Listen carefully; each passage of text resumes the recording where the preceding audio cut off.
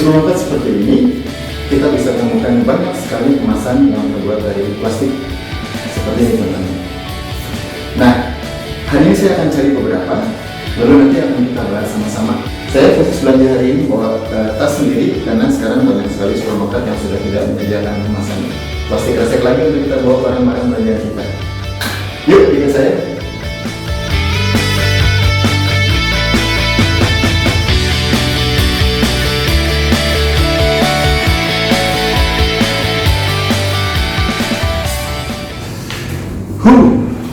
Capek tapi selalu seru kalau habis hunting macam-macam kemasan yang menarik. Saya beli beberapa, beda-beda, semua ada namanya, semua ada penggunaan masing-masing. Ada yang menarik kalau kita bicara tentang kemasan plastik, maka kita akan selalu bagi ke minimal ada dua bagian besar, yaitu plastik kaku atau rigid plastik dan juga plastik fleksibel atau yang kita kenal dengan flexible packaging. Hari ini khusus kita akan bicara tentang kemasan plastik kaku. Kalau kita bicara tentang kemasan plastik kaku, kita tidak melulu cerita tentang materialnya, karena materialnya bisa sama dengan flexible packaging, tapi strukturnya yang membuat dia disebut sebagai kemasan plastik kaku.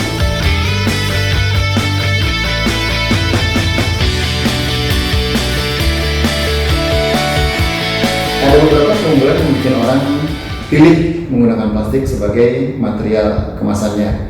Yang pertama, tentu saja karena dia bentuknya lentur, plastik mudah dibentuk menjadi berbagai bentuk kemasan yang menarik. Kalau kita bandingkan dengan material kemasan karton misalnya, yang sudutnya relatif harus lurus, bentuknya kaku, maka plastik jauh lebih fleksibel dari itu. Sehingga eksplorasi bentuk kita, kalau kita jadi desainer struktur kemasan, akan lebih bisa banyak kreasi yang kita wujudkan dengan menggunakan material plastik. Kemudian yang kedua, plastik lebih ringan. Kalau kita bilang lebih ringan, tentu saja harus ada pembandingnya. Dibandingkan dengan material kemasan yang lain seperti kaca atau kaleng, plastik lebih ringan. Dampaknya apa sih kalau lebih ringan? Dampaknya ke biaya transportasi produknya tentu saja akan jadi lebih murah karena berat produk yang harus diangkut jadi lebih ringan dibandingkan dengan kemasan kaleng atau kemasan kaca. Apalagi saya coba jatuhkan, aman. Plastik relatif lebih lentur dan tidak mudah pecah, tidak mudah patah. Sekali lagi tentu ada pembandingnya dibandingkan dengan material kemasan kaca. Kalau dijatuhkan seperti tadi, dengan botol ini terbuat dari kaca, pasti sudah hancur berantakan. Tapi dengan kemasan plastik, produknya, kemasannya aman-aman saja walau terjatuh seperti tadi. Material plastik juga fleksibel terhadap berbagai macam teknik pewarnaan sehingga dia bisa menjadi berwarna sangat beragam. Ini material aslinya transparan, ini diberi warna putih. Ini kalau kita lihat dari bawah diberi warna agak krem, dan ini diberi warna perlaks, jadi ada glitternya, kelihatan cantik sekali. Dan yang terakhir, beberapa jenis plastik bisa dibuat transparan seperti ini, sehingga kesan kemasannya jadi jauh lebih cantik. Produk yang ada di dalamnya bisa terlihat dengan jelas, apalagi kalau produknya adalah produk-produk yang menarik untuk dilihat langsung oleh konsumen sebelum mereka membeli. Sekali lagi, dibandingkan dengan kemasan kaleng atau kemasan karton yang tidak bisa dibuat transparan, kemasan plastik yang bisa transparan seperti ini tentu saja punya kelebihan dibanding material kemasan lain.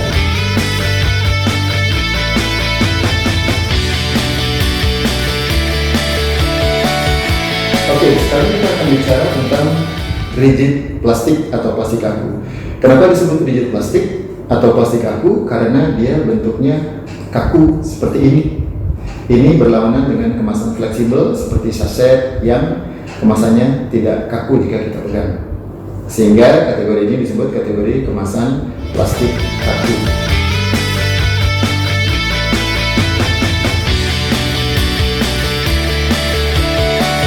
Kalau bicara tentang struktur, ada apa saja ya yang sering kita jumpai di luar sana? Yang paling akrab dengan kita pastilah bentuk botol. Botol itu umumnya bodinya di bawah, kemudian tutupnya atau capnya ada di bagian atas. Ini banyak dipakai untuk produk-produk liquid, atau jika bukaannya cukup besar juga dipakai untuk produk yang lebih kental dari itu. Kemudian ada juga yang seperti botol, tapi capnya, tutupnya ada di bagian bawah. Ada yang menyebut ini botol juga, tapi ada juga yang lebih spesifik menyebut ini sebagai total. Botol dengan cap dengan tutup di bagian bawah. Jangan bingung ya, kan ini juga bisa tutupnya di bawah. Tapi kita tidak menyebut ini jadi total ketika kita balik begini, karena nanti akan bingung. Botol, total, botol, total. Total adalah struktur kemasan yang memang sejak awal didesain, dibuat capnya akan ada di bawah. Jadi bagian atasnya dibuat juga bisanya lebih rapi, lebih cantik. Beda dengan botol yang biasanya bagian bawahnya adalah tempat informasi produk dan kemudahan berdiri botolnya. Kemudian ada jar kecil, mulutnya lebar. Ini banyak dipakai untuk kosmetik atau krem atau produk-produk yang sangat pekat. Kemudian ada tub, banyak dipakai untuk mentega seperti ini, lebih besar dari jar, pendek saja, bukaannya justru lebih besar, lebih lebar daripada tinggi strukturnya. Kemudian ada cup, banyak dipakai untuk es krim, lebih tinggi dari tub dan lebih kecil diameternya. Ada tube, ini juga umum kita lihat. Apakah ini termasuk kemasan plastik kaku atau bukan? Kalau kita cuma membagi dua antara fleksibel dengan rigid plastik, maka dia termasuk kemasan rigid plastik kaku. Tapi karena sifatnya yang berbeda dengan teman-temannya yang lain, ada juga yang memasukkan ini di kategori tersendiri, yaitu semi rigid atau kemasan semi kaku. Mau pilih yang mana? Silakan. Itu beberapa jenis struktur kemasan plastik kaku yang sering kali kita temukan di pasaran. Semuanya punya fungsi yang berbeda dan tepat digunakan untuk produk yang juga berbeda-beda sesuai dengan kebutuhannya. Contohnya, struktur dengan bukaan lebar seperti ini cocok untuk produk-produk yang padat atau sangat kental seperti krem, mentega, dan lain-lain. Es krim juga termasuk. Sementara botol dan total, karena bukaannya kecil, maka dia lebih cocok untuk produk-produk yang cair atau tidak terlalu pekat kentalannya. Jadi kalau memilih struktur apa yang mau kita gunakan, cek produknya seperti apa karakternya, lalu pilih struktur kemasan yang sesuai dengan karakter produknya.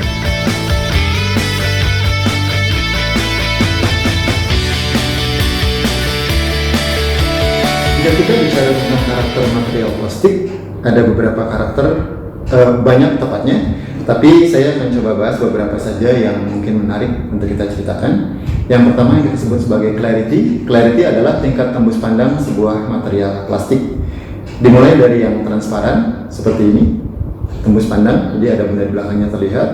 Kemudian ada yang translucent, semi transparan, benda di belakangnya terlihat tapi tidak terlalu jelas. Ini juga translucent, tapi lebih pekat dari yang sebelumnya. Bisa dilihat perbandingannya. Kemudian ada juga yang tidak tembus cahaya, sehingga kalau kita letakkan benda di belakangnya, benda itu tidak terlihat. Pada dasarnya, pada lembaran yang sangat tipis, hampir semua bahan plastik akan terlihat transparan atau semi transparan. Jika kita mau membuatnya menjadi tidak transparan, kita bisa melakukannya dengan pewarnaan seperti material ini. Ini diberi warna putih sehingga dia pekat dan tidak tembus pandang. Tapi kalau produk kita terlihat menarik, jika dilihat konsumen dari luar kemasan, maka pilihlah justru kemasan yang karakter materialnya transparan seperti ini. Kemudian karakter yang kedua adalah tear strength. Kalau kita bicara di kemasan fleksibel, tear strength adalah ketahanan sobek. Ini urusannya dengan mudah tidaknya kemasan dibuka dengan cara disobek. Makin tinggi tear strength-nya, maka makin sulit kemasan untuk disobek, sehingga perlu alat bantu untuk membuka kemasannya.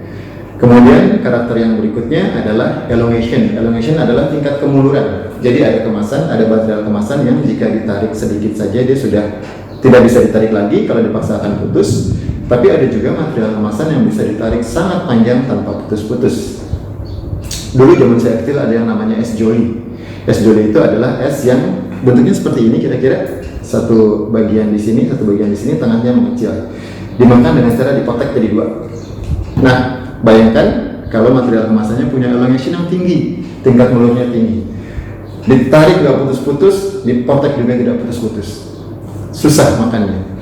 Jadi ini tentu saja terkait dengan bagaimana konsumen akan menggunakan produknya dan bagaimana kebutuhan dari produk yang mau kita kemas. Satu lagi yang selalu dibicarakan oleh para praktisi kemasan adalah yang disebut sebagai barrier material atau kemampuan dari sebuah material kemasan menghalangi perpindahan zat menembus kemasannya. Artinya, kalau ada gas dari luar, dia tidak bisa masuk ke dalam kemasan dengan cara menembus dinding kemasannya. Begitu pula kalau dari dalam, ada gas di dalam kemasan, dia tidak bisa keluar. Itu artinya material tersebut adalah barrier yang bagus terhadap gas. Ada yang bagus terhadap bahan kimia, ada yang bagus terhadap udara, dan lain-lain. Kalau kita mau tahu lebih spesifik, tentu saja kita harus tahu lebih detail lagi. Material kemasan yang kita pilih itu barrier yang baik terhadap apa dan barrier yang buruk terhadap apa.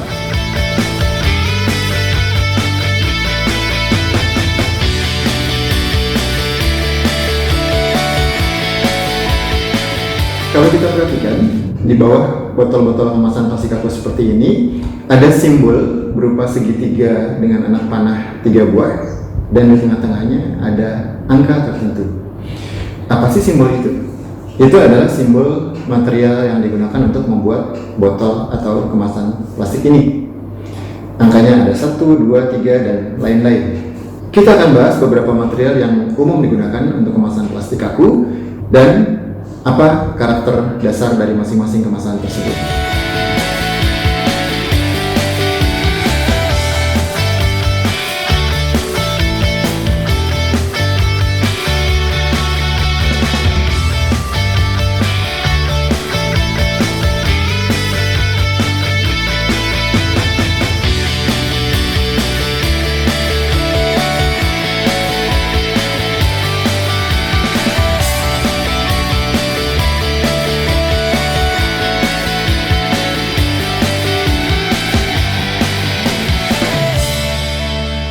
Oke, sekarang saya kasih lihat benda-benda benerannya.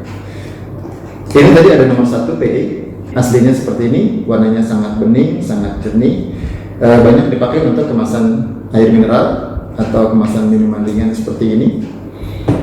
Juga ada beberapa produk kosmetik, sampo, sabun yang botolnya transparan, kemudian diberi pewarnaan, juga menggunakan material PET, polyethylene terephthalate. Kemudian yang nomor 2 ada material HDPE. Ini salah satu contoh produk yang menggunakan botol HDPE. Aslinya warnanya seperti ini. Jadi dia warna naturalnya adalah translucent, semi transparan. Makin tebal botolnya, makin pekat warnanya. Banyak dipakai untuk produk-produk kosmetik. Kemudian ada lagi PP, permukaannya lebih halus, terasa lebih lunak di tangan. Warnanya juga translucent. Plastik PP seperti ini dikenal sebagai plastik yang baik untuk makanan dan minuman, termasuk untuk penggunaan berulang-ulang. Maka plastik PP seperti ini banyak digunakan sebagai bahan untuk membuat botol minuman yang dipakai berulang-ulang. Kemudian ada juga PVC, polyvinyl klorida. Ini pun warnanya bening. Tapi jika kita jajarkan dengan PET akan terlihat PET bening bersih, sementara PVC bening tapi sedikit kebiru-biruan warna aslinya. Dan ini adalah material PS, polistiren, bagian bawahnya ya, bagian cupnya. Digunakan untuk es krim karena dia tahan jika dibekukan, tapi karakternya dia getas dan gampang crack jika kena tekanan. Salah satu varian dari PS, polistiren yang banyak digunakan juga adalah yang berbentuk foam atau yang kita kenal dengan nama populer styrofoam.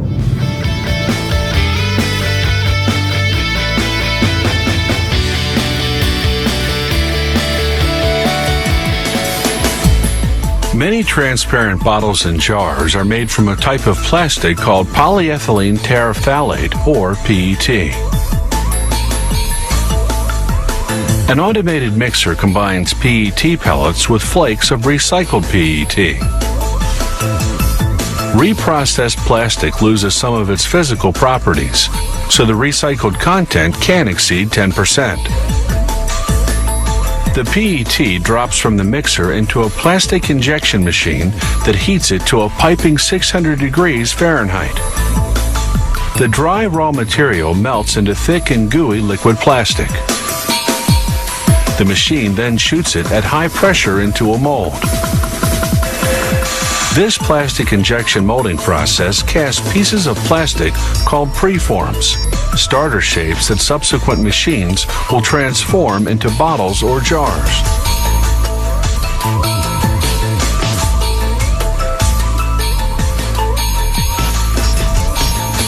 The molded preforms harden almost instantly, thanks to a built-in cooling system.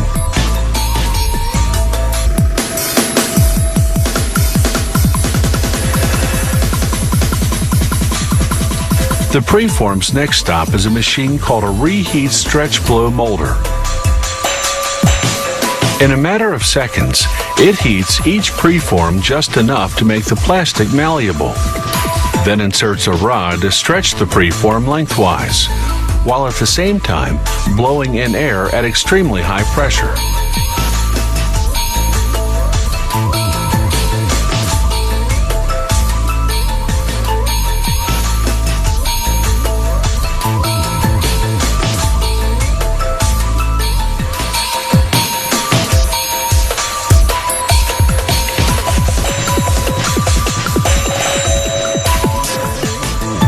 This forces the preform into a bottle-shaped mold. Cold water circulates within the mold to cool and set the plastic almost instantly. A conveyor belt transports the finished bottles to the packaging area.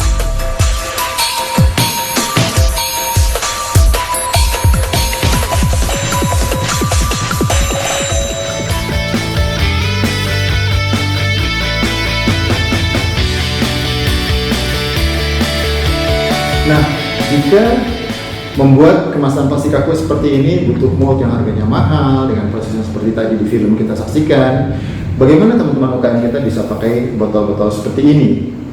Oke, di toko-toko botol ada botol-botol yang dijual bebas yang semua orang bisa beli dengan jumlah yang sedikit. Kita sebut namanya free item. Jadi ini diproduksi oleh pabrik-pabrik kemasan lalu dijual secara retail ke toko-toko kemasan.